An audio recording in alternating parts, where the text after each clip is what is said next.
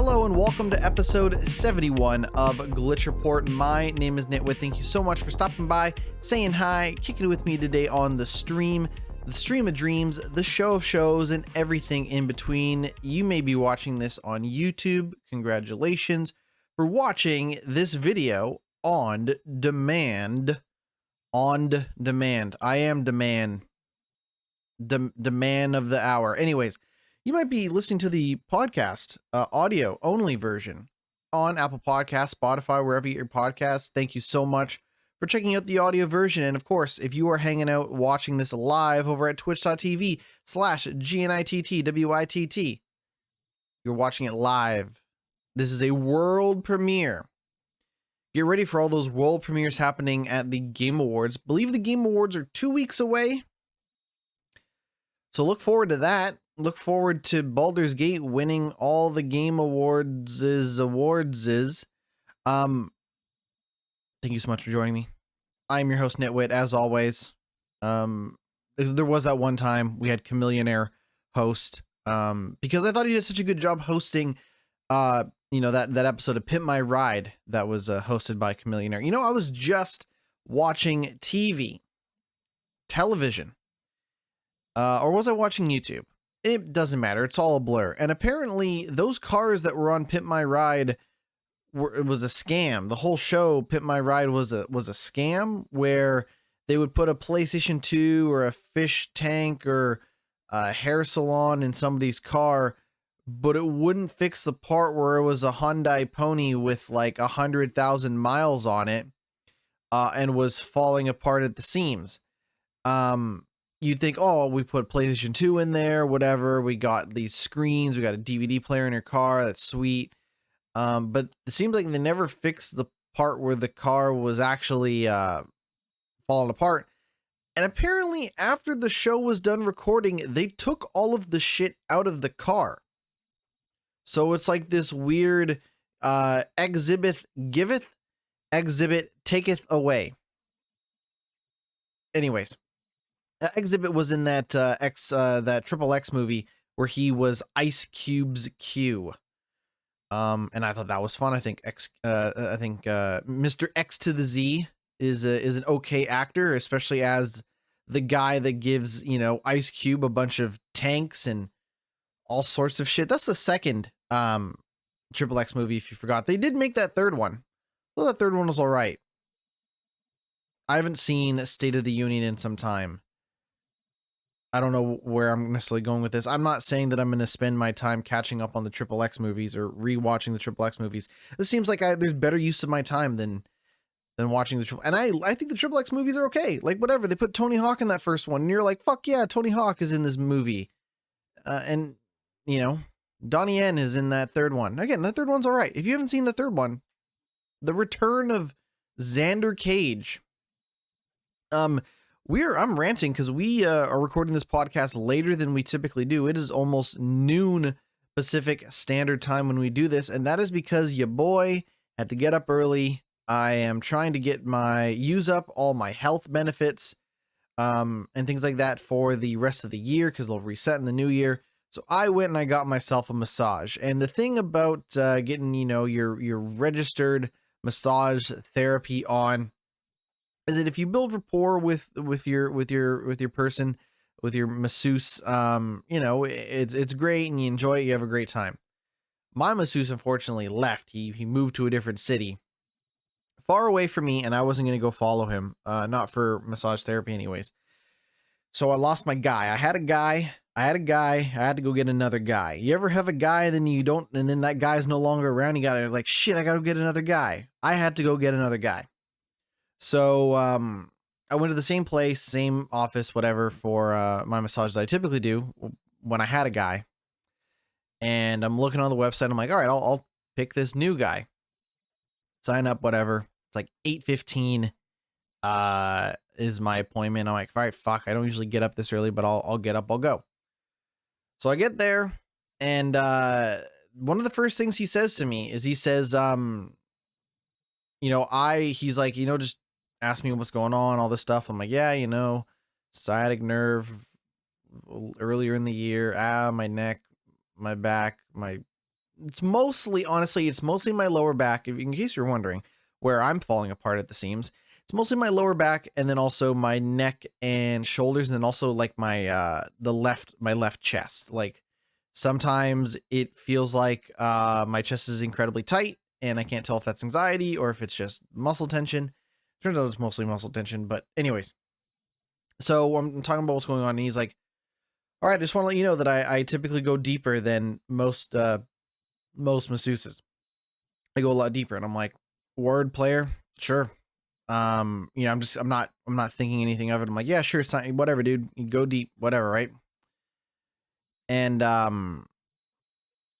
so I'm ready to go, and he starts doing his thing, and he was not lying when he said that he goes deep and applies more pressure than the average masseuse. Because I needed like some fucking leather to bite on. I needed like a bullet to bite on. I needed something. God damn. This masseuse, this motherfucker who worked on me earlier this morning, this guy must have gone to the Mortal Kombat school of massage therapy, because he whooped my ass. Like he just beat the shit. And this is a massage. This isn't like chiropractor. This isn't like acupuncture. This isn't like whatever the fuck else you do to get your shit fixed. This is just regular RMT massage therapy. This guy beat the shit out of your boy, GnittWitt. And he warned me at the start. He's like, "Listen, it's not going to feel good while this is happening. You're going to feel a lot better once it's over." And he was right. I mean, like, listen, the math checked out. The science and all of this worked. He whooped my ass. He beat the crap out of me via a massage. Turns out the areas of your body that are the most ticklish might also be the most sensitive, the most sore, and thus needing of a massage. So there were some moments where I was like, I was sweating. I was like, I was struggling to breathe at times. And listen, you might be thinking, "Oh, no, you're whatever, you're a chicken, you're a baby, or whatever." And maybe so. Maybe I am a baby chicken. I don't know. But that man whooped my ass. And I don't know how else to say it. But I walked out of it feeling a lot better. I was like, whew, hopefully I can like maintain whatever he has done, so that if I go back for a second round of massage therapy, it is not nearly as intense. Or maybe I'll do some acupuncture. I'm a big believer in acupuncture. I'm also a big believer in using your extended health benefits. If you got massage therapy benefits, if you got acupuncture, if you got fucking dietitian, if you got like a gym membership fee, like reimbursement thing, like do that shit. You're paying into it by working your ass off for whatever company, whatever business you're working for. So use up your benefits, just like I did, but maybe don't get so used and abused in the process. Because man, I'll tell you, when I sat up from that table, I a little dizzy, a little nauseous for a moment. And I'm not exaggerating. I'm not like, "Oh, GnittWitt has got a bit to do for the show." He whooped my ass in that massage. But I came out a little bit more flexible, feeling a lot better, a little less sore, a little less stiff. But there was not a lot of sugar to go with that spoonful of medicine.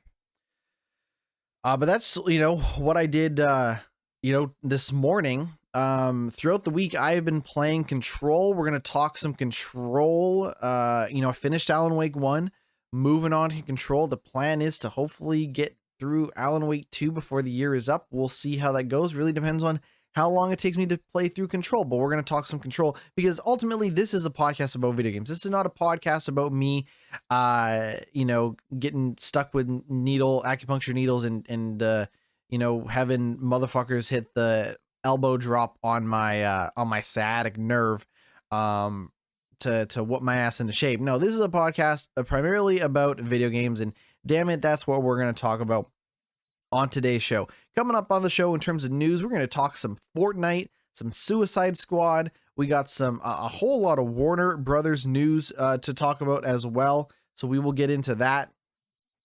Some Last of Us news, and it is Black Friday tomorrow, or Well, it might not be Black Friday tomorrow because tomorrow might be a different day than when you're choosing to listen to this, which is different than the day I choose to record it. Point is, today's Thursday, tomorrow's Black Friday, and I don't really care when you listen to this as long as you listen. So let's cover some Black Friday stuff as well. But let's kick things off talking about Call of Duty. Call of Duty's been in the news. You know, we talked about Modern Warfare 3 and kind of the negative reception that Modern Warfare 3 has gotten. I will say for a mainline Call of Duty game, for like just a regular old, hey, this is what you get this year. This is what we're giving you. This is it.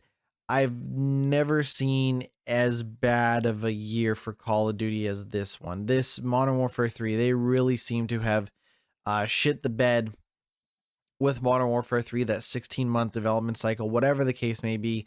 They have stunk up the joint. But, you know, there's always next year. And the reports are that the next Call of Duty game, Call of Duty 2024, will be a Black Ops game. We're going back to Black Ops. And in this scenario, you know, we did Cold War Black Ops. We did, you know, Future. We did...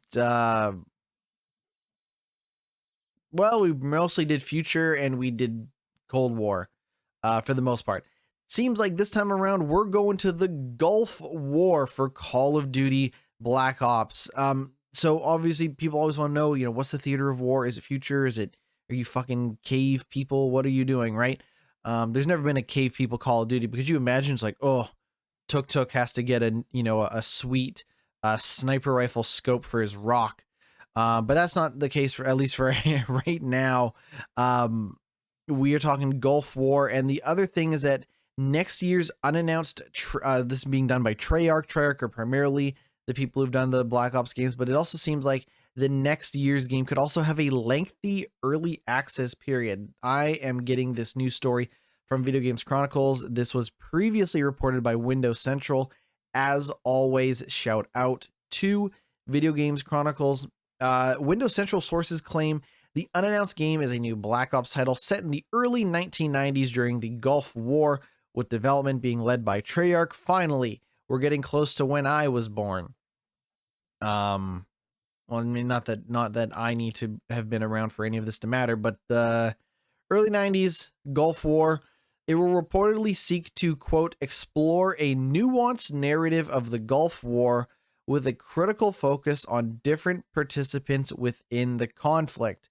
To which I say, you are often playing as multiple characters in Call of Duty anyways. So the idea of, oh, we're going to have different participants and different focuses. Like, dog, you already play as like 3 guys in any Call of Duty game, and then one of those guys dies, and then you switch to the other one, and then, oh, it turns out the third guy that you've been playing as has been the bad guy all along. And that's not me spoiling any particular Call of Duty. I'm just saying that you mostly play that game through the perspective of multiple characters anyways. I don't know a lot about the Gulf War. I'm not an expert on the Gulf War. So I don't know how nuanced, what a nuanced interpretation of the Gulf War will be. Black Ops Cold War will also, quote, lean back into more traditional military combat technology and familiar Black Ops gadgetry, as opposed to the current and near future tech we've seen from Modern Warfare and some other recent Call of Duty titles. I guess the idea is that technology-wise, they have jumped the shark with some of the modern weapons and things like that. But the thing is that, like, Modern Warfare is not the furthest into the future that Call of Duty has gone, right? Do me a favor and do not look up Call of Duty timeline, because looking to see when these games take place is not worth anybody's time. No, none of that matters. But what I'm saying is, we've had Call of Duty Modern Warfare. We've also had Call of Duty Advanced Warfare, which, if we were to make an assumption that Advanced comes after Modern. And then we have Call of Duty Infinite Warfare, which isn't trying to signify that war never changes or that war is never ending. It's actually meant to signify that, yo, dog, now you got robots, now you got spaceships, now you are flying in space, you're going to different planets, you're doing all sorts of shit. It's almost Starfield-esque in maybe its near future or post, far-flung future. But anyways, I'm not here to tell you that Modern Warfare has jumped the shark with its technology. And the way it's interpreted in the gameplay, I have not played this year's game, but in some cases, yeah, Black Ops has gone back to like, the M16. If you think M16 is in like the M4, I'm going to run out of gun names immediately. But if you think an M16 is a modern assault rifle, well, I have good news for you. It is in the world of Black Ops. And that seems to be where Black Ops Gulf War is heading. It's been claimed that the game's multiplayer offering could include a large number of classic maps from the Black Ops series, while the round-based zombies game mode, which first appeared in the Treyarch's Call of Duty games, could also return. And this is where, like, I start to wonder, like, what are we even doing with Call of Duty at this point if so many of the multiplayer modes are just old ideas with new skins painted on them? And in a lot of cases, the maps, the multiplayer levels are just old Call of Duty levels. Modern Warfare 3 this year, all of its multiplayer maps are just Call of Duty Modern Warfare 2, not the reboot, but the last generation of Call of Duty Modern Warfare 2's multiplayer levels are in it. So at some point we're getting, and I talked about this last week, we're getting damn close to that idea that we are getting into like the EA Sports, Madden, NHL, annual sports gamification of Call of Duty, where less and less of the content every year is truly new. That hasn't always been the case. To give Call of Duty credit, there were times when it's like, oh, you might get a couple of, you might get one or two Black Ops maps in this game or whatever, but it wasn't always the case where a vast majority of the maps were old maps. So to kind of see this shake out is disappointing, because you might not think it's obvious, but level design in multiplayer shooters has actually come a long way. And I think Modern Warfare 3 is a great example of this year's Modern Warfare 3 is a great example of the game that you are playing, and the level in which the game takes place on is no longer in alignment, right? You have all these movement abilities, you're jumping, you're, whatever in Modern Warfare 3, but the levels were from, the Xbox 360 era, where, a lot of the physical space was a lot smaller. So a lot more people were just camping and acting as snipers, standing their ground instead of maneuvering through the area. And while I have not gone back and played, old Black Ops in some time, the idea that we would potentially be putting, a new game in an old environment doesn't leave me very excited. Windows Central reports that Activision exploring the possibility of offering a lengthy early access period as a pre-order bonus, with several days for the base game and possibly weeks for zombies mode.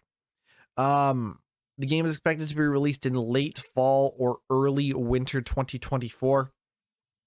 There was concept art for the title that seemingly appeared online last year after it was discovered in the files of Call of Duty Warzone on mobile.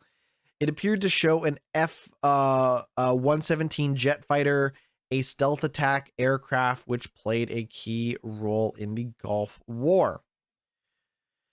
Now, if you remember, Activision's president, Bobby Kotick, I don't know why they refer to him as Rob Kotick, this is Rob Kostick. Excuse me. Sorry. I'm assuming I'm thinking Bobby Kotick. This is Rob Kostick.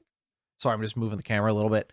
Activision President Rob Kostick recently said the company has Call of Duty games planned out through 2027, and that 3,000 developers are currently working on the franchise. Now, there is some other Call of Duty news. If we go back for just a moment, when we talk Call of Duty developers, we primarily have 3 Call of Duty developers that can be working on different Call of Duty games at any given time.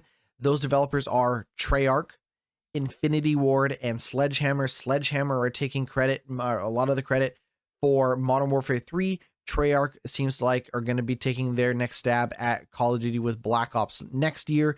And then the third developer, of course, being Infinity Ward. Infinity Ward has expanded again with a new studio in Austin, Texas.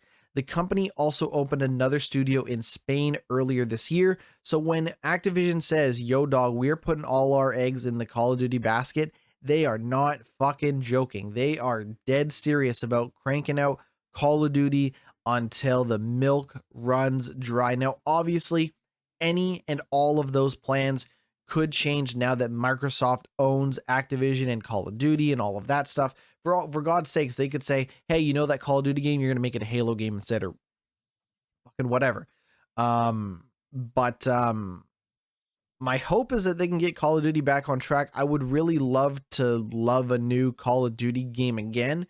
But the other thing for me personally is, like, considering the kind of, rough spot that Call of Duty, and this is not the first time Call of Duty's been in a rough spot and reinvented itself, came back stronger, better than ever. I just feel like the high this time around between when it got good again and when it fell off was shorter than the last time this happened, which is unfortunate. So for me, like, call me selfish, but I really want to go back and actually play a bunch of old Call of Duty. Like, if we're truly in a world where a lot of the old maps are coming back, I want to see what those maps are like when they originally came out. I want to see what the multiplayer was like when it originally came out. And honestly, I'm someone who really enjoyed Black Ops 1 and 2. So with Black Ops, and I never finished the campaign for 3. Black Ops 4 did not have a campaign at all. And I never played Black Ops Cold War. But 1 and 2 are tremendous campaigns. And if that's the direction that the series is heading in, is more Black Ops, I would be curious to go back and play some of those old games. But I am waiting for Microsoft to put those out on Xbox Game Pass. If they're going to, really let Call of Duty breathe a little bit, I think one of the best ways to do that is to put that series out on Game Pass if possible. And let people, especially people like me, go back and play those old campaigns and maybe mess around a little bit with the multiplayer. Now, that's not the only shooter news out there. Fortnite has announced their next event. It is called Big Bang. And there's some leaks going around about Fortnite's next event. It is said to feature Eminem, Lego, rhythm, and racing modes. Now, a lot of this stuff they've already confirmed. So when the news article came out, they're like, hey, looks like they're going to add Eminem to Fortnite. And guess what? They're adding Eminem to Fortnite. If he's not already in it, they're putting Eminem, the Slim Shady, Marshall Mathers himself, into Fortnite. So I'm assuming, based on everything that we know, the Big Bang is probably the end of this chapter for Fortnite and is going to kind of bring about the next, kind of big sweeping changes for Fortnite. Epic Games is hyping plans to end Fortnite's current season with a spectacular live event called The Big Bang. Evolving all things as you know them, it promises to be an unforgettable event featuring a memorable reveal towards the end. Now, you and 3 other friends will be able to join up in Fortnite. The event will start Saturday, December 2nd at 11 p.m. Pacific Standard Time. And Eminem will be there if you want to hang out with Eminem. I was looking at some pictures of Eminem in the Fortnite Eminem, and yeah, he looks all right. It's a good looking Eminem. They have like blonde hair Eminem, but they also have like current non-blonde hair Eminem, depending on what you're going. And also like Eminem in like a gangster suit with like a Tommy gun or something. I don't know. It's weird, but Epic says that this event marks a new beginning for Fortnite. The experience will be available in Battle Royale, in Indie Battle Royale tile in Discovery 30 minutes prior, so you can jump in before the event starts to gear up with any of your cosmetics. So if you want to fucking watch this Eminem concert dressed as John Cena, you can do that. Epic warned the event will have flashing lights and that anyone with a history of photosensitivity, seizure, loss of awareness, or other conditions linked to an epileptic condition should consult a doctor before entering. And that's not me joking. You might have heard me giggle. You might have heard me laugh. Though the idea of going to the doctor to be like, hey, doc, I'm going to go watch this Eminem concert in Fortnite, Is my heart healthy enough for sex? Wait, hold on. You know, whatever. But of course, if you know, seizure warnings are very prominent in games, as they should be. Um, and if it's going to be some big Eminem concert in Fortnite, that makes sense.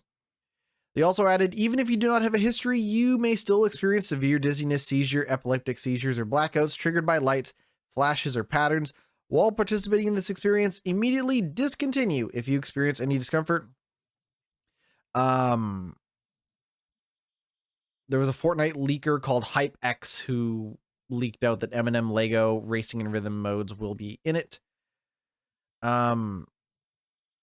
On Monday, it was also claimed that Fortnite's rhythm mode will be a casual competitive offering, which will see individuals or teams performing vocals and instruments to earn free rewards. It will reportedly feature a number of tracks from artists including Lady Gaga, Linkin Park, Toto, Imagine Dragons, and Alice Cooper, as well as Fortnite music packs. Remember that Fortnite bought Harmonix, and if you are like, who's Harmonix? They're the people that made Rock Band. So Epic Games and the Fortnite people now own the Rock Band people. It's all the same thing.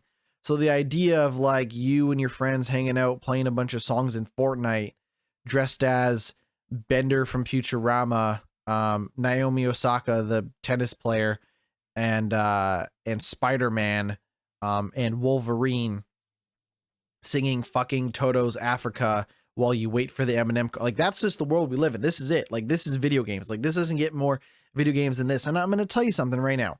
You might be thinking, wow, seeing an Eminem concert in Fortnite, that sounds fucking lame. And I'm going to tell you right now, whether it's lame or not is not the point. The point is that this is how some people are choosing to experience music these days, and there is nothing wrong with that. You might think, yeah, man, doesn't, you know, watching Eminem in Fortnite isn't this as good as the time I did mushrooms and saw Lynyrd Skynyrd in 1971 or whenever the fuck Lynyrd Skynyrd was around. Listen, I'm not making fun of old people. I refuse to make fun of old people because one day I'm going to have one foot in the grave and I'll be out of touch too. And I'm not saying I'm in touch right now. I'm just saying I'm not as out of touch as some motherfuckers. And what I'm going to tell you right now is that, you know, think about how popular that fucking Taylor Swift movie concert was. Think about how that Beyonce movie concert is going to probably be just as big, if not bigger, than that Taylor Swift run. Think about how people were watching fucking Travis Scott concerts in Fortnite. Like, this is like, you know, people like the music industry has so little to offer its artists in terms of money making opportunities, unless you are an Eminem, unless you are a Taylor Swift.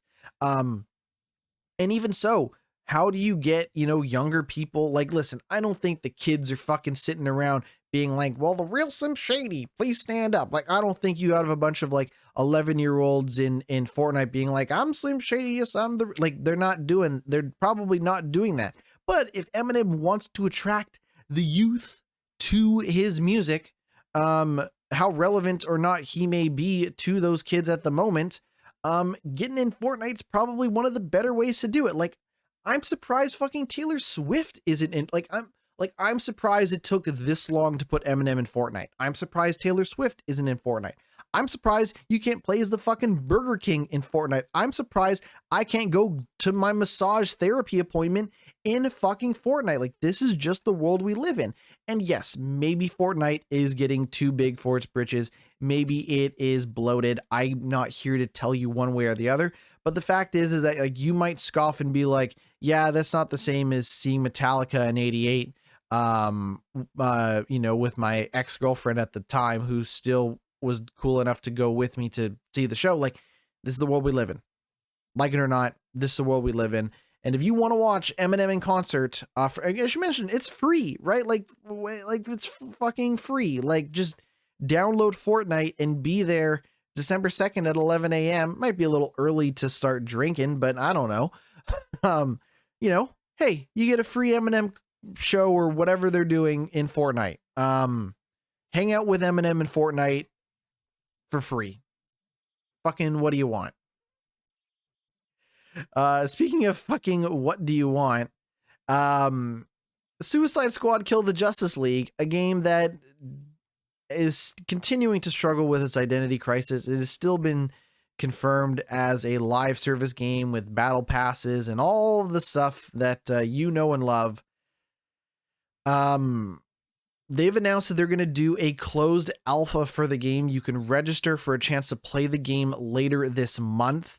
And I think the idea is that they want to get some feedback on how the game is going, and how you're liking it. If you're playing it with your friends, if you're playing it by yourself, if you're connecting with the story. Are you a big King Shark guy, or do you like to play as Harley Quinn? Do you like sniper rifles or shotguns or whatever the fuck? So they're trying to get some player feedback for Suicide Squad Kill the Justice League. You can sign up for free on their website to play the alpha. That's happening later this month. I signed up. I don't know if I got an email. Maybe I should check. I probably didn't get an email. They're probably like, yeah, this motherfucker is not going to play. We're not going to let him play early. No, I have not. As of right now, I have not received any email inviting me to play Suicide Squad Kill the Justice League early. Oh, when I signed up, they had a bunch of questions like, oh, what games do you like to play? Have you played The Division 2? Have you played Warframe? Have you played Marvel's Avengers? What, like, do you play action games? Do you play games for the story? Do you play games to like think strategically? Like, they really wanted to know like what type of gamer I am. And I'll tell you right now, not to like campaign, because I'm assuming that if I got to play this game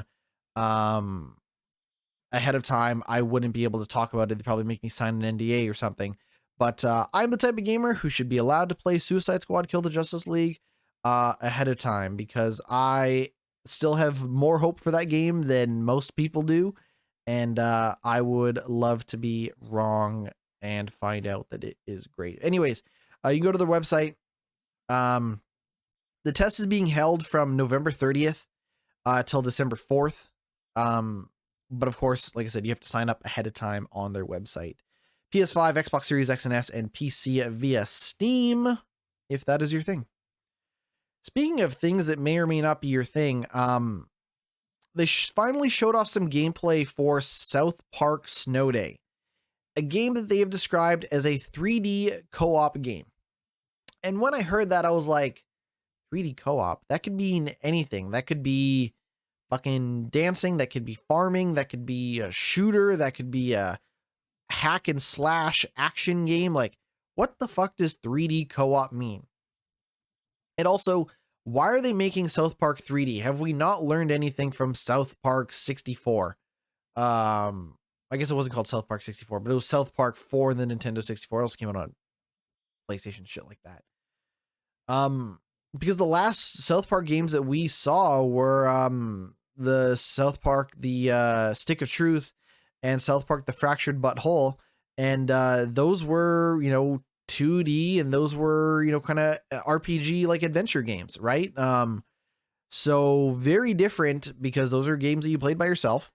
And this is a game that is in 3D that they want you to play with your friends or by yourself. I don't know. They make a joke about, in the trailer, they make a joke about having no friends or whatever. Anyways, I watched that trailer and now I know exactly what type of game that is. And boy, they've made some bad South Park games in the past. This does not look like the worst one of those, but man, this South Park game does not look so hot. So when they say 3D co-op, what they mean is it is a 3D co-op like hack and slash sort of action RPG sort of thing. If you have played, I don't know if it's on a streaming, I don't know if it's on like it's off Game Pass now, so I don't know if it's on PlayStation Plus or whatever.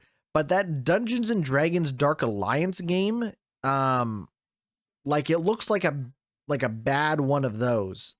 And you might be thinking, GnittWitt, wasn't the last Dungeons and Dragons Dark Alliance game kind of a bad one of those?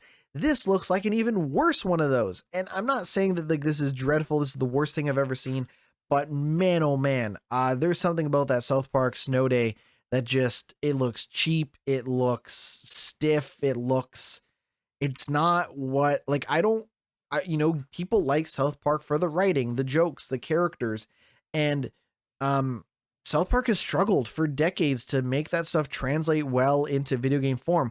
They finally got it right, not once, but twice with those RPGs, the Stick of Truth and Fractured But Whole. And just to kind of throw all of the lessons that they learned, obviously it's a different developer, different people are involved. I get it, but to throw away every lesson that they learned making those highly successful, well-regarded South Park games for this kind of, this kind of just middle of the road, dime a dozen sort of action co-op game. I don't know. It's out in early 2024. Maybe it'll be amazing. Maybe I'll be wrong about it. But yeah, man. I don't know what to say, dude.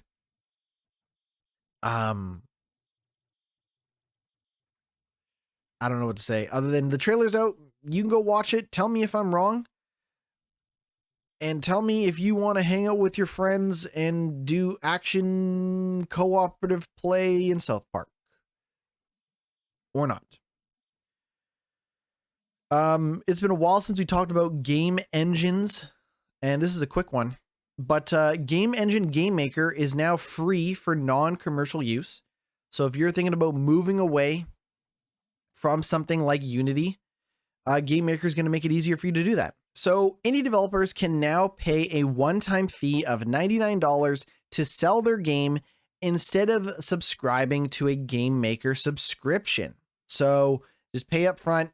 You can make your game. So the way the Game Maker and a lot of these things work is like, you can make your game and you can fart around and do whatever. But the moment you want to sell that game, like they want their cut. They want to make their money. Game Maker is now offering indie developers an option to pay $100 to sell their game instead of doing a subscription service, which is replacing the subscription model for commercial use. Since August of 2021, Scotland-based developer Yo-Yo Game Engine Game Maker has been free to use, but developers wishing to export or publish their game had to pay a subscription fee of $9.99 a month for console platforms or $79.99 a month for all platforms, including consoles. Now, as announced in a new post on the software's blog, the payment model has been changed to make it cheaper for commercial developers and entirely free for non-commercial ones. Game Maker is now, quote, absolutely free to download and keep forever for non-commercial use. According to its FAQ, developers will be able to export their games to PC, Mac, Linux, Android, and web without having to pay any fees as long as they don't plan to make money from it. If they decide they want to sell their game, they have to pay a single commercial license of $99, as opposed to previously using a monthly subscription, which allows them to sell their games on PC, Mac, Linux, Android, iOS, and web. If they want to sell their game on consoles too, the $80 a month subscription fee still applies. Game Maker will now also allow free exports on all formats, including consoles, for non-commercial education games, as long as a developer sets up an education account. Quote, we have seen other platforms making awkward moves with their pricing and game terms, Game Maker head Russell Kay said, referring to Unity's controversial monetization plans earlier this year. Russell Kay says, quote, so we all thought, what if we did the opposite, something that could actually be good for developers? Our success is measured by the number of people making games. Good on Game Maker. Obviously, they still have those fees. They're getting their cut for some of the stuff involved in the game making process, but they're making it easier for folks to put their games out there, and I am all for it. Speaking of difficulty putting games out, City Skylines 2 had a rough launch. The developer had to get out ahead of release and be like, hey, listen, the graphics aren't where it's supposed to be. The frame rate isn't where it's supposed to be. The performance, the stuff that we want to do with that game is going to be coming in future updates. This is not the game we intended to release, but this is what we're choosing to put out. And that is that, delaying the console versions, putting it out on PC instead, all that stuff. Things have not been great for City Skylines 2 since release. I, for one, have kind of forgot that game came out, despite my, wild stories of garbage and pollution management and traffic, jams and all the stuff that's currently plaguing my city. I just totally forgot City Skylines 2 even came out this year, and it wasn't that long ago that it came out. Turns out that there might be a reason why we all forgot, and that's because they're struggling to continue updating and fixing that game. City Skylines 2 DLC has now been delayed to prioritize fixing the base game. City Skylines 2 DLC sold with the game's Ultimate Edition have been delayed so that developer Colossal Order can prioritize performance improvements and bug fixes. The PC version of the game was released last month with various issues, while the console version was delayed until spring of 2024. And on Monday, Colossal Order announced that its Expansion Pass DLC has been pushed back so that the studio can continue working on improving the base game. They said, once the PC version is where we want it to be, we will be focusing on the console release and DLC content. The studio said, we are committed to bringing the marketed DLC content to you, but it will not be landing in the originally promoted schedule. Quote, the first asset pack, Beach Properties, has been worked on by our artists and our outsourcing partner, but will only implement them after the asset fix and performance work are completed to our satisfaction. The studio said, we apologize for the delay, but we must not rush new content out before the base is ready for it. This also stands for the content creator packs and radio stations. Stay tuned for more information on these later. The asset pack, Beach Properties, previously scheduled to launch this year, is now planned for release in the first quarter of 2024, while the creator pack, Modern Architecture and Urban Promenades, originally targeted for early 2024, will now arrive in the second quarter of next year.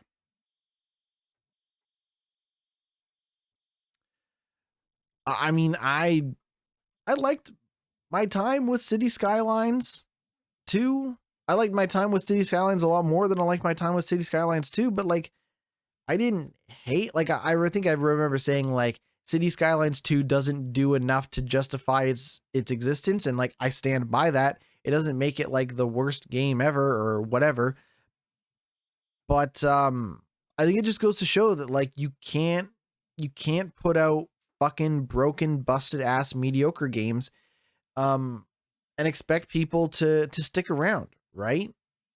Because we're now in a scenario where people might have already paid, and listen, I would argue don't pre-order games and don't pre-order DLC, but I'm guilty of doing that in the past, and I'm no good for it.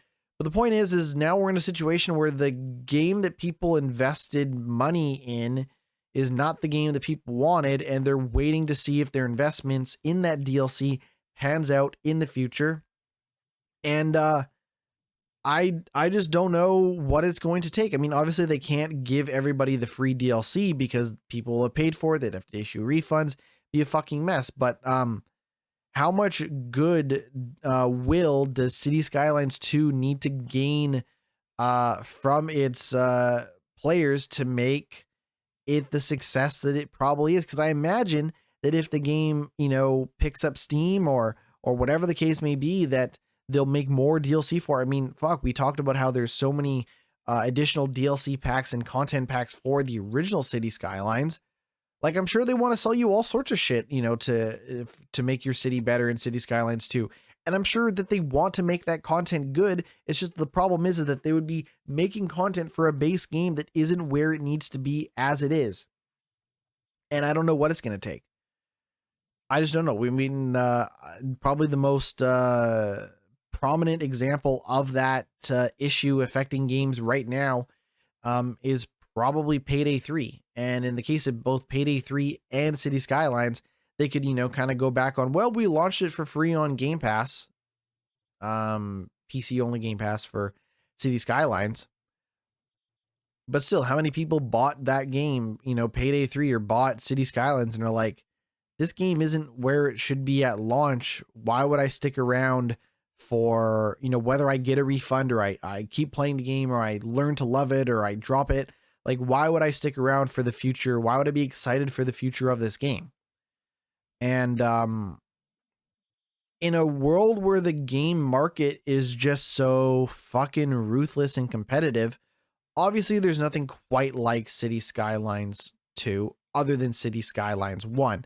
But City Skylines 1 still exists. It's still very, accessible on a modern console, on a modern PC. So how many people are like, oh, there's a city builder that isn't SimCity? Awesome. I should play that. Oh, I should just play the first one? Okay, I'll just do that. And then forget that City Skylines 2 ever existed. Makes you wonder, right? Like, if we're going to be able to get to a point where games can go back to launching in the state that they need to be in order for them to build that, long, road of content development and updates over the years. Because if it launches rocky, the future probably won't look so bright. And this won't be the only time we talk about this, right? City Skylines isn't the first game, and it won't be the last. Same thing with Payday 2. But it does really make you wonder how this shit is going to work out, industry large, not just on a game by game basis. Speaking of Rocky, and I'm not talking Balboa, I'm talking Destiny 2. Destiny's 2 player count has dropped to a new all-time low on Steam. Declining player numbers coincide with the layoffs at Bungie and reported content delays. Now, this is different. This is different than what happened with Payday 2. This is different than what happened with City Skylines, right? Like, Destiny 2 already had a significant base to work with when it came to adding content and developing over time, right? It's just that the last time they asked people for a significant amount of money for their new content, that content wasn't that great and has been not enough, too little, too late, whatever you want to call it, since then. And on top of that, people may just not want to support this company anymore. That company, of course, being Bungie, right? In my case, again, we talked about me, but in my case, like, I stopped playing Destiny 2 so I could play other games, right? I wanted to get through a significant number of the games in my backlog this year. I wanted to be more up to date on the new games that were coming out this year, play some day one games, stuff like that. And also maybe free up some more time to play Diablo 4 or whatever. Like, maybe get into a different game that I could significantly sink my teeth into that wasn't Destiny 2. Right? But on top of that, I realized that, like, I just don't know if I want to keep supporting that game because I don't like the way the company treats its people. And it seems like, whatever the case may be, I'm not the only one, because according to Steam charts via Forbes, over the last 30 days, the game's average player count was 34,300. Again, this is only on Steam. This is only the numbers for the Steam version of Destiny 2. The average player count was 34,328, and its peak player count was 59,076. Both figures are all-time low since the PC version of Destiny 2 transferred to Steam in October of 2019. While it might not be unexpected for the game's player count to be declining in its 7th year on the market, Destiny 2 was originally released in September 2017. Bungie's shooter actually hits its higher ever player count. Bungie's shooter actually hit its highest ever concurrent player count of 316,651 when its Lightfall expansion launched in February. So during February, it was its most popular it's ever been. Its peak player count in February when Lightfall came out this year. We're not talking like fucking 2018. We're not talking 2019. We're talking the year of our Lord and Savior, 2023. That game had a peak concurrent player count of 316,651. Its peak player count over the last 30 days was 59,000. I am not Scott Steiner. I'm not going to do the math, but the numbers spell disaster for Destiny 2 if they cannot get their shit together. Now, I know that the player count will go back up when the final shape comes out. I'm probably not going to be there to play it. I'm probably not going to get into it. But the point is is I know that when that content drops, there will be people playing. There is even every possibility that it becomes 317,000 when the final shape comes out, whenever that is. I don't know. But between now and then, it is lean times in Destiny 2. Very lean times when it comes to the player count.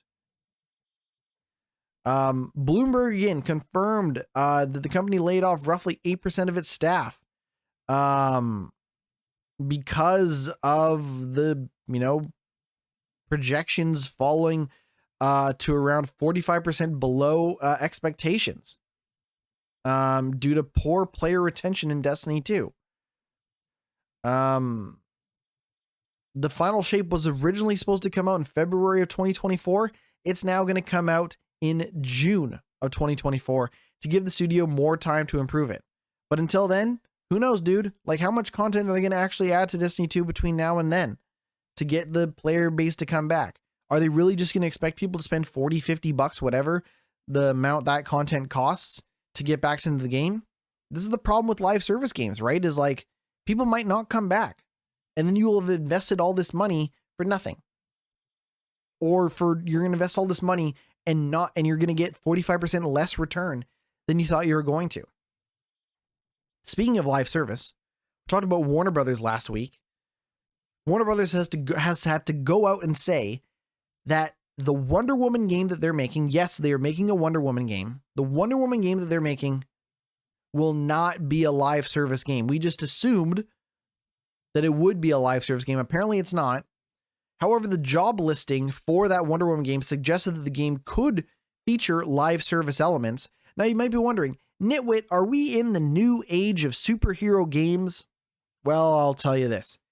Currently, when it comes to superhero games in development, we have the Iron Man and Black Panther games over at EA. The Black Panther game is made by former Monolith people who are making this Wonder Woman game. We have Wolverine and we have Suicide Squad. And I'm assuming that all those games are going to be hitting probably in the next year or two. Two-ish years. I don't know if that means that it's the golden age of superhero games. I'm assuming we're also going to get a Spider-Man 3 in the next, 2.5, 3 years. But I mean, Iron Man, Black Panther, Wolverine, Suicide Squad, Wonder Woman, and Spider-Man 3, that's a lot of fucking superhero games. And it's already been confirmed that at least one of those games is a live service game. That, of course, being Suicide Squad. But people were so fucking up in arms about the existence of Suicide Squad being a live service game that Warner Brothers Games has had to go out and say, hey, Wonder Woman will not be a live service game, despite the fact that lead software engineer gameplay, the title, the job ad, suggests that the game might have live service elements.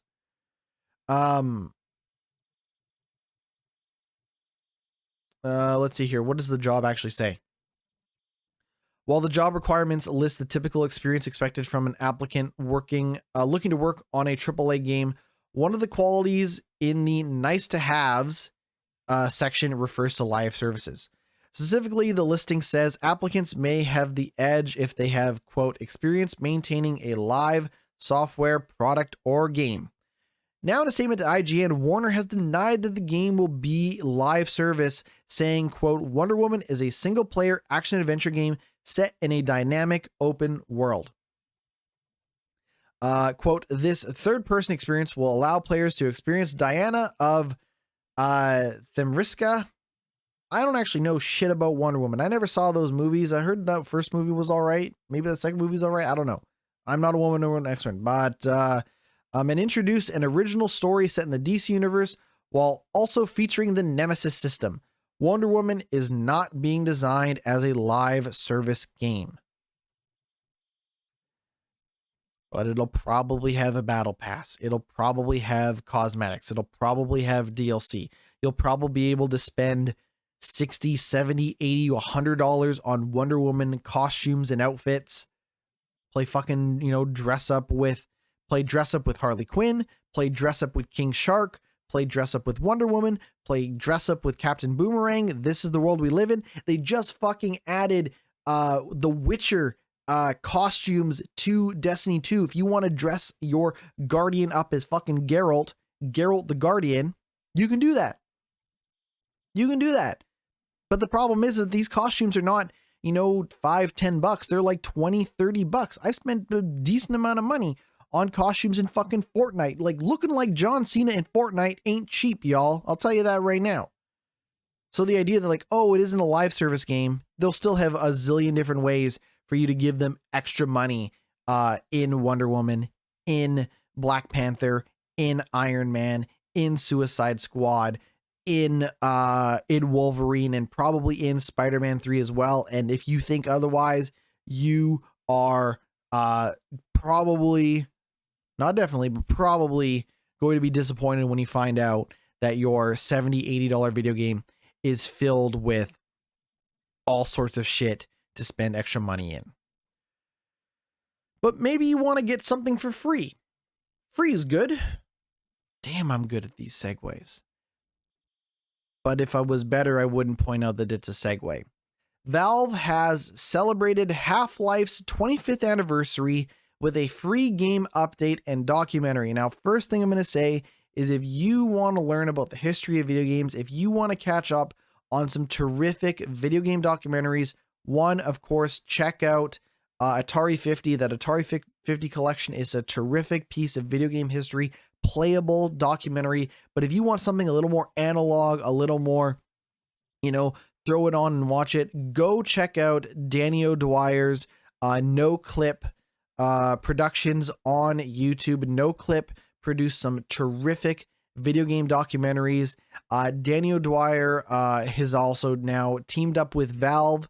He has formed a new company called Secret Tape, and Secret Tape is now basically a mercenary group looking to make documentaries sponsored by these companies like Valve for something like Half-Life. So instead of them doing kind of the, having the journalistic, and this is where they have the journalistic integrity with the no clip stuff because they are they're telling the story. Whereas in this case, they're making the video and Valve or whatever company's telling the story. That's what separates no clip from basically being their original ideas and stories, and Secret Tape, where it is, the company that they're working with kind of ideas and stories. And they have partnered with Valve to celebrate 25 years of Half-Life. As detailed on the new 25th anniversary site, Valve has added a new multiplayer maps, restored game content, graphics options, and full Steam Deck capability. The other cool fucking thing is that this 25th anniversary website that they've made looks like it's 25 years old. Like this shit looks like it fell out of a time machine. So if you want to just check out the Half-Life 25th anniversary site, November 19th, 1998. Some people say that 1998 was the greatest year for video games, and I'm not here to tell you otherwise. I just maybe wasn't around in that enough of a capability to tell you otherwise. But Valve is also marking the occasion by making Half-Life free to keep for anyone adding it to their Steam library this weekend and putting the rest of the games in the franchise on discount.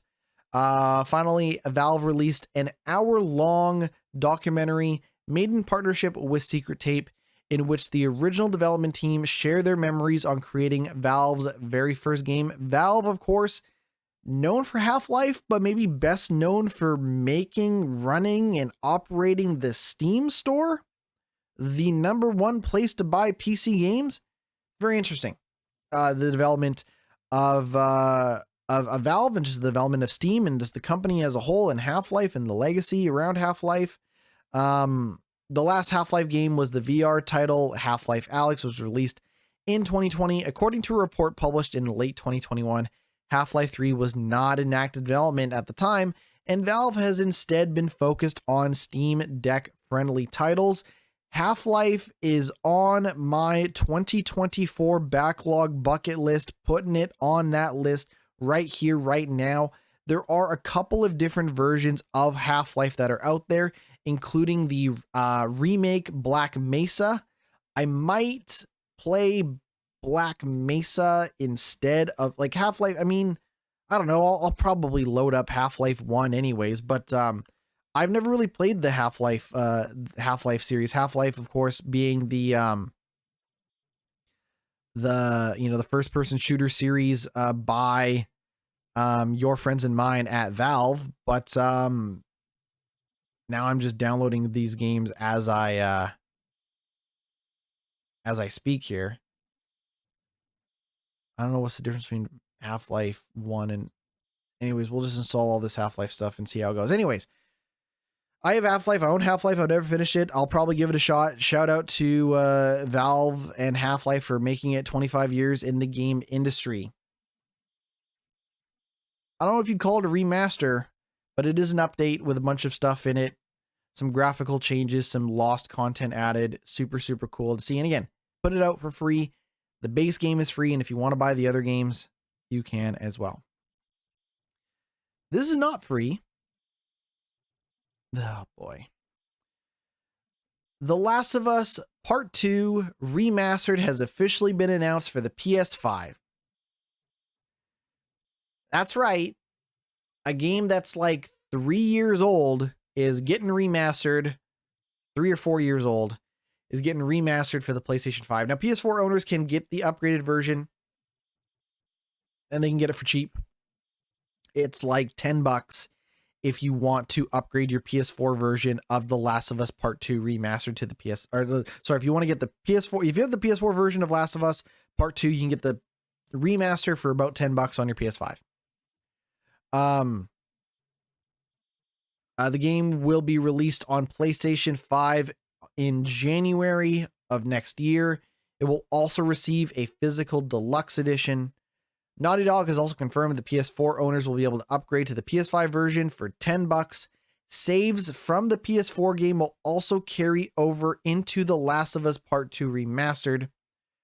Despite 2021's Last of Us Part 1 Remastered coming to PC, there was no mention of the release arriving on any platform asides PS5.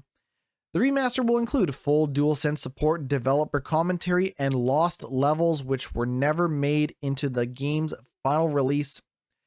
A new set of lost levels in Part 2 Remastered allow players a unique chance to check out some playable sequences previously cut from the game.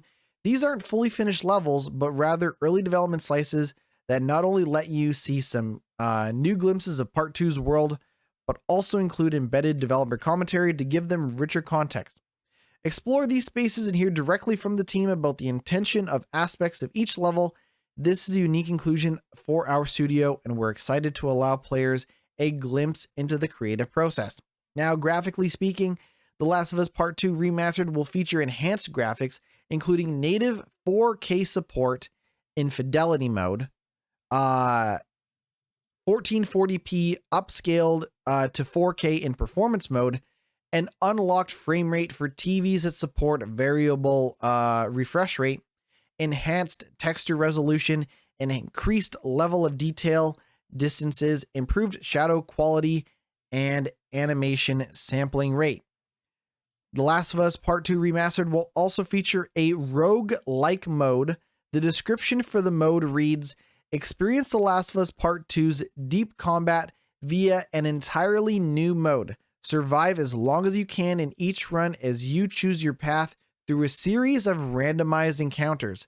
Play as a host of different unlockable characters, some never before playable in the Last of Us franchise, each with unique gameplay traits. The variety of challenges feature different foes and memorable locations throughout Part 1, all culminating in intense boss battles." So the idea is that they're trying to add more replayability to The Last of Us, if that is your thing, especially if you're a big fan of the combat. Of course, that is coming out in January 2024, $10 for existing owners.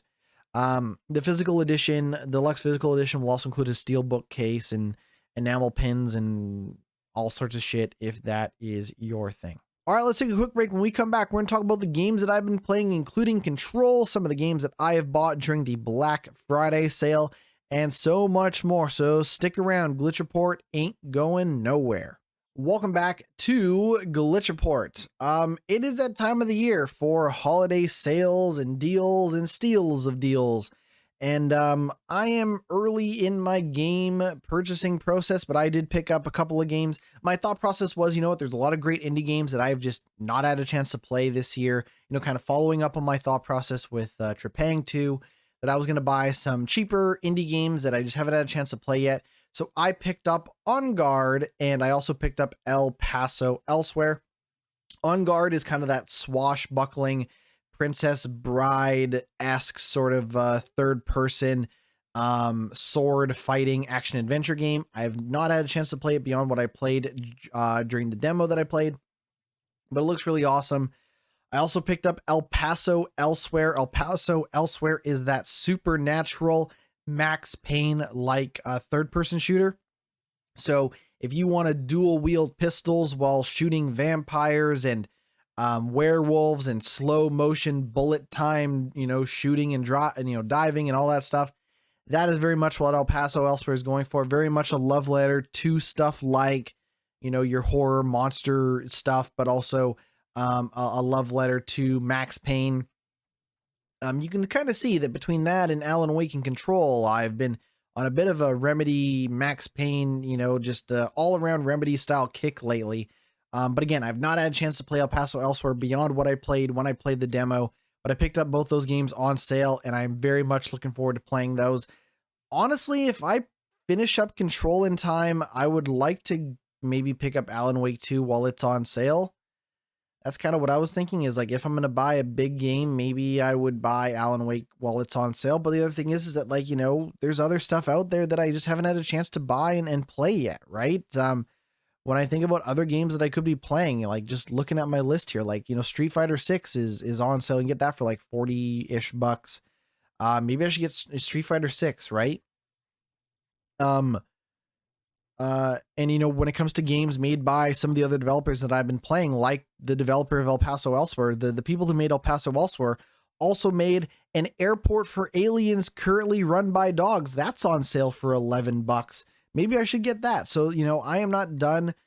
Dave the Diver on sale as well.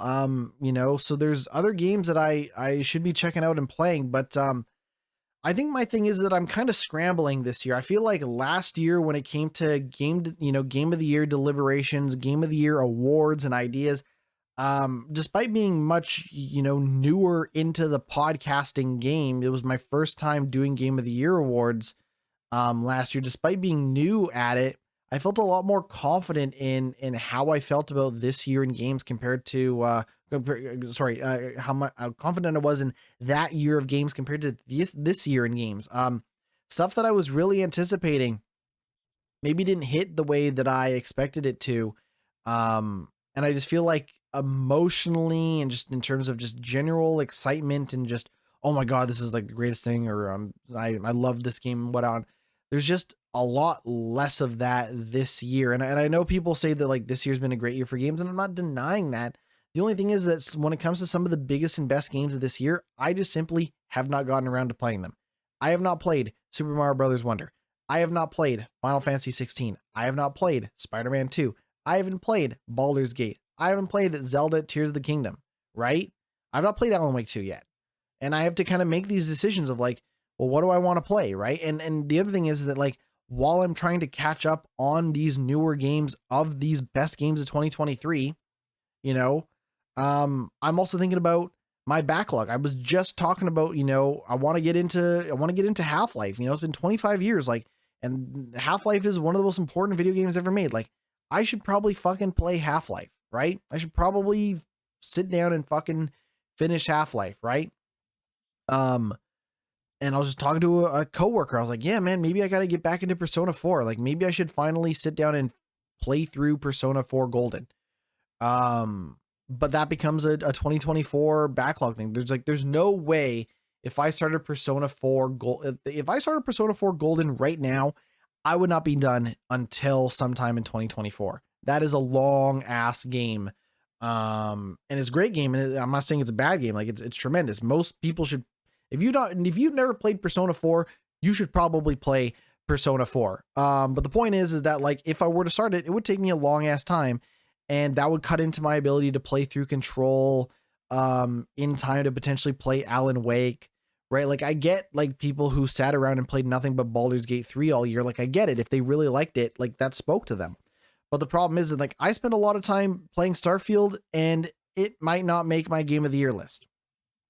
Straight up, right? Like some of the stuff that I spent a lot of time with this year did not end up being something that like I, hold near and dear to my heart, or at least as of right now, in my very fluid, wet thoughts, I don't know if I would consider it like a game of the year contender, right? Like a game of the year thing.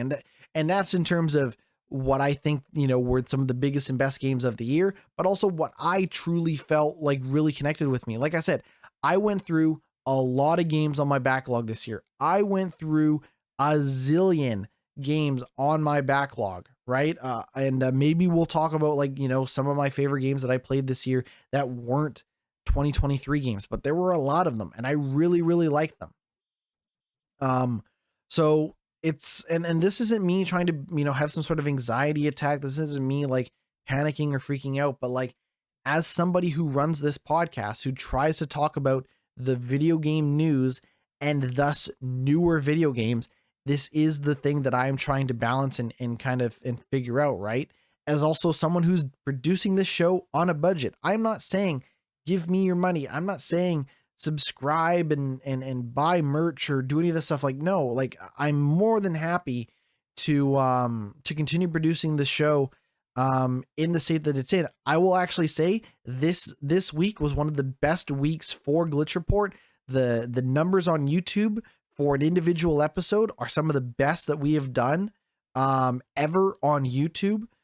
Some of the numbers for the audio version are some of the are like way up from even last week. So like the show's doing good. I'm happy. I'm not making money doing the show. I'm just a guy who wants to share the latest news in video games with you, talk about what I've been playing, have a conversation about games, and I'm very happy to do that at where I'm at. But new games are expensive, right? You want to talk about live service games and be like, okay, well, I give you $80 or whatever to play, Suicide Squad, and you're just going to keep making content for me. That sounds like a great deal. Potentially Diablo 4. I was playing some Diablo 4 season 2, Season of the Blood or whatever they call it is actually pretty cool. Some of the stuff with the vampire powers and stuff that they're doing is super neat, but like El Paso Elsewhere was $25 or whatever I ended up paying for it. Right. And that might only be like a 6-7 hour thing. And I bet it's great. It's probably amazing. I heard some of the rapping in that game. It sounds great, but like, try to balance that time with that money, with that games and what I'm going to like and what I want to talk about and what excites me. And this year, more than last year, I, am struggling a little bit with coming out with my game of the year list. That's why I feel like I got to scramble and be like, I don't know, maybe On Guard's like the coolest thing I'll play this year. Maybe El Paso Elsewhere will blow me away, despite having played 2 other games that are kind of influenced or at least related to what El Paso Elsewhere is so heavily influenced by. That, of course, being Max Payne, right? So that's kind of where I'm at. And with that said, let's talk about Control. So Control is, what would you say? I mean, I guess you would say that it's kind of like,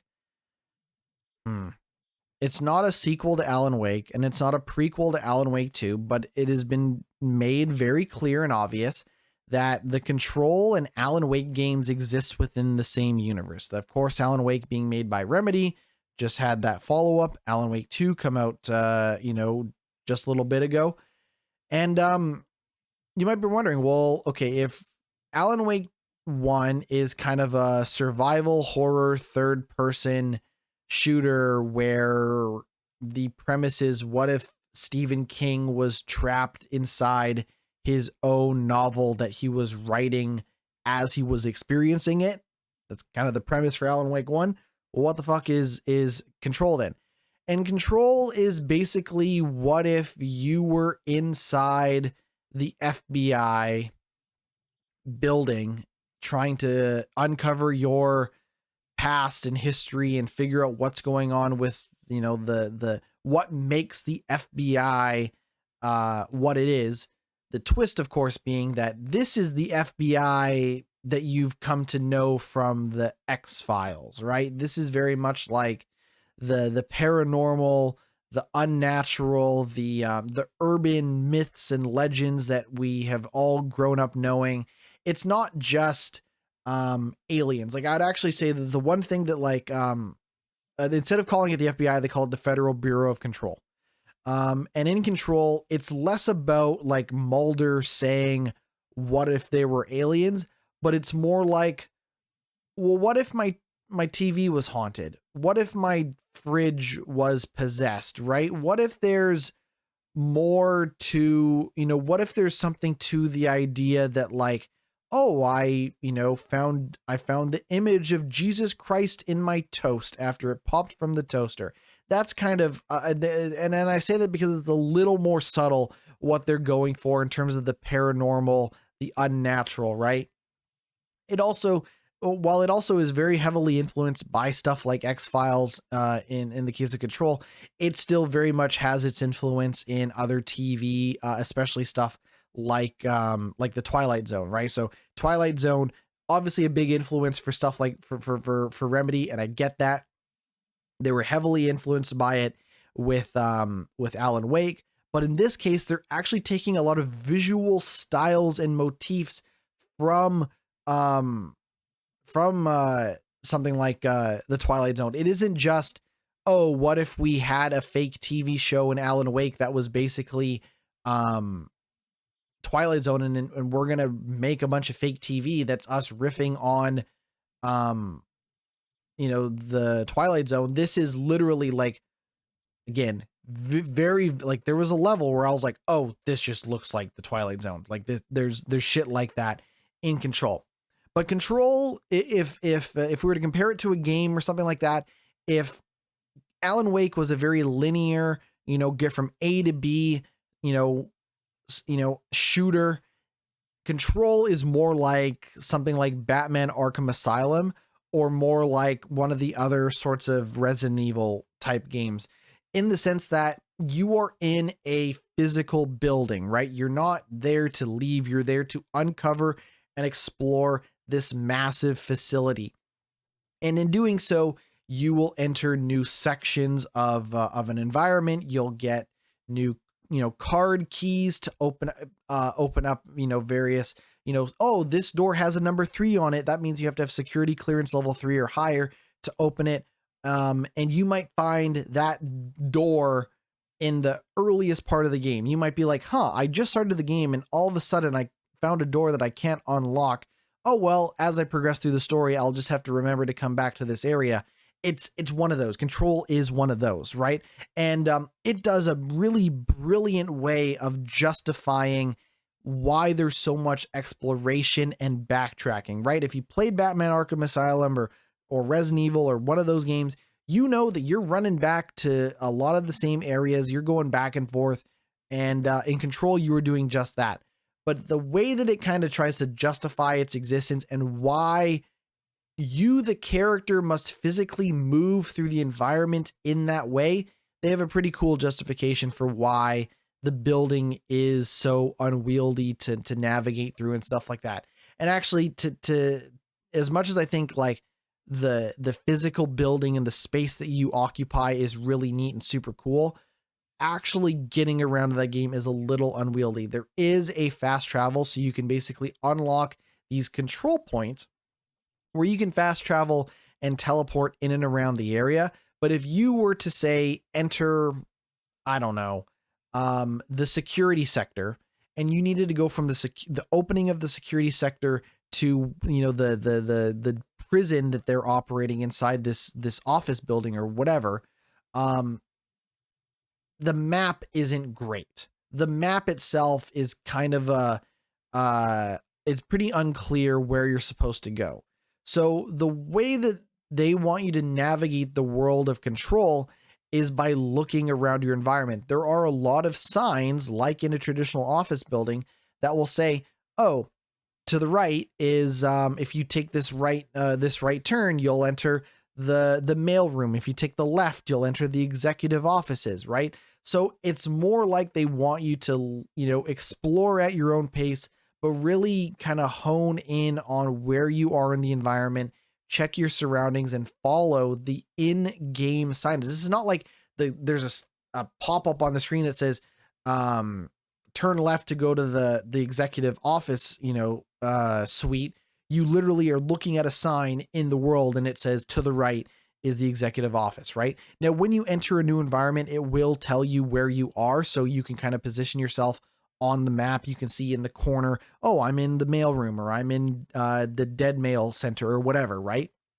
But in terms of looking at the map and navigating, it can sometimes be more of a pain than it should be to navigate through. And unfortunately, that gets in the way of the exploration, because when it can be tricky to figure out where you're trying to go or how you're trying to get to the next thing, having the need to explore the rest of the environment when you're just going to maybe get yourself more lost can feel kind of, in the way of navigating through the story and things like that. So unfortunately, while Alan Wake 1 was incredibly linear, and it's pretty obvious, I have to run through this forest because I've been running through the forest for the last 7 hours in this game, what it feels like to get from A to B. Being like, oh, I'm in the cafeteria, and now I'm in the executive office, or now I'm in security, or now I'm in the research center. Like, getting from A to B to C to D, just from the main story objectives, is a little more clunky in Control, unfortunately. The other thing is that the checkpoint system is unforgiving. Unfortunately, I have bad news. Control does not have, I know this is old news for those who've played it, Control does not have the greatest checkpoint system. So you will respawn at the last control point, which is the fast travel section that you checked in at, which means that if you were running from A to B and then or running from A to C, so if you're starting in, I don't know, some area that you fast traveled to, and you run, and you're trying to get to an objective, and you run past a control point, but don't actually touch it just to get further into the environment, you will respawn back at the last one that you actually interacted with. So there have been a couple of times where I'm like, oh my God, fuck, I just died, and I passed by a checkpoint that I didn't actually touch because I didn't need to go there, because I already unlocked that checkpoint. You actually have to physically interact with the checkpoint to unlock it the first time. And when you unlock checkpoints, you can do things like upgrade your abilities. You can, there's a shop, like an upgrade shop. You can do a bunch of stuff there. There's a bunch of shit you can do when you get to the control points that double as your checkpoint. But if you just walk by it, you will not respawn at that one when you die. You will in fact respawn at whatever the last one that you interacted with.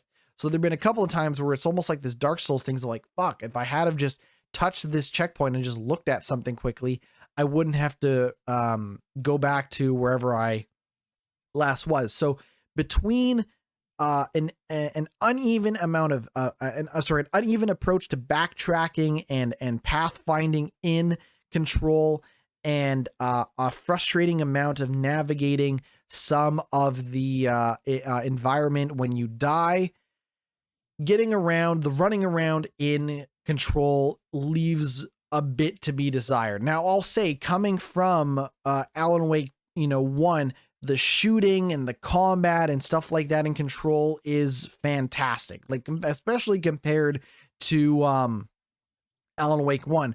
Unfortunately, I've run into a couple of different difficulty spikes in that game, and when you die and then you have to backtrack and kind of run through a lot of the same environment, it can just feel like kind of a slog. So unfortunately, like, for reasons like Alan Wake is just kind of a boring third-person shooter. Shine the light on the enemy, shoot them, rinse and repeat.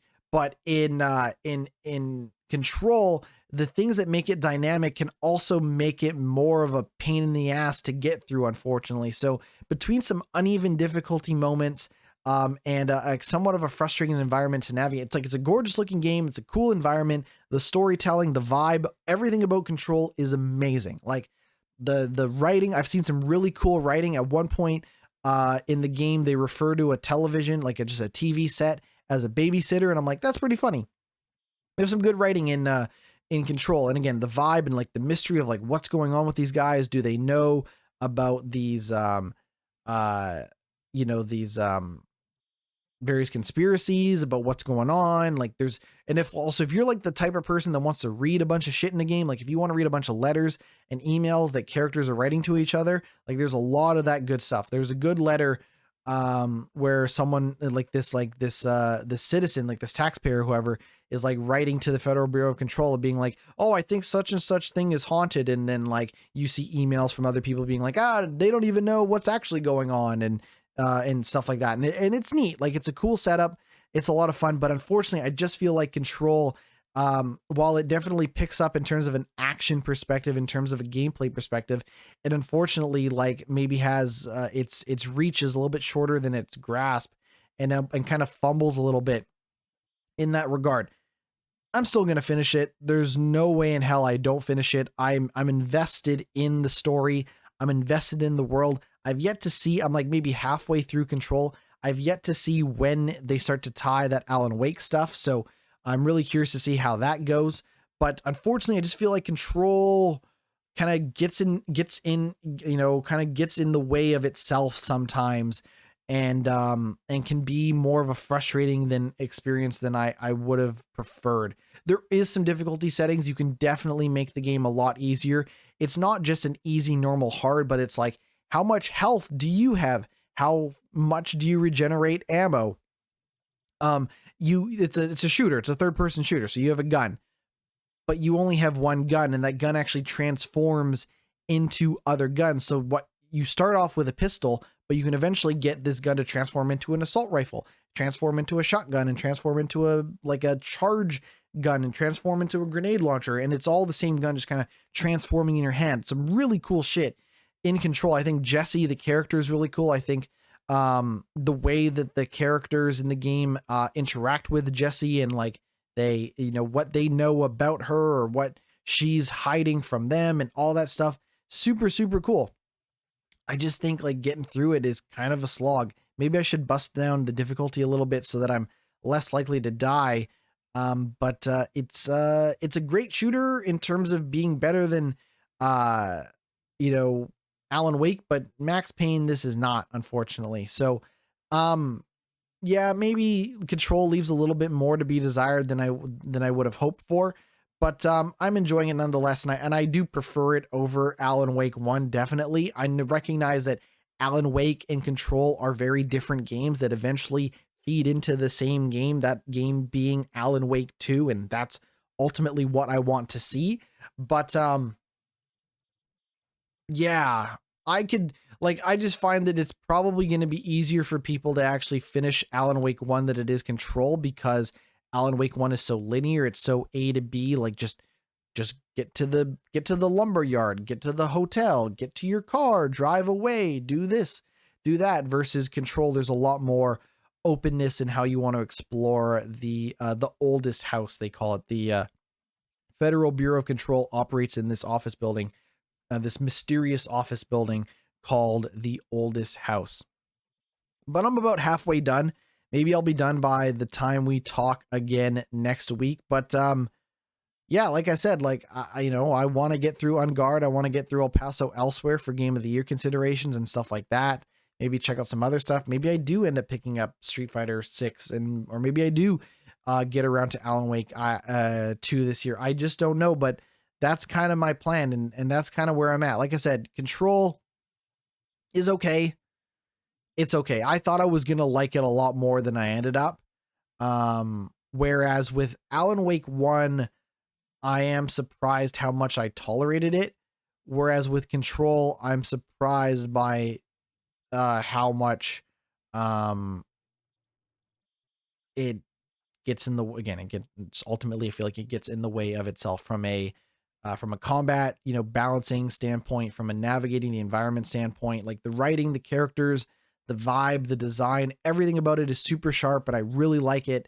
But actually playing it sometimes is maybe more frustrating than I would have liked. But again, there's some more difficulty settings that I can bust it down, but it won't get in the way of the fact that traversing the environment and getting from, the energy power plant to the energy converter section to getting to the black rock processing area, getting to security is maybe more frustrating than I perhaps would have liked.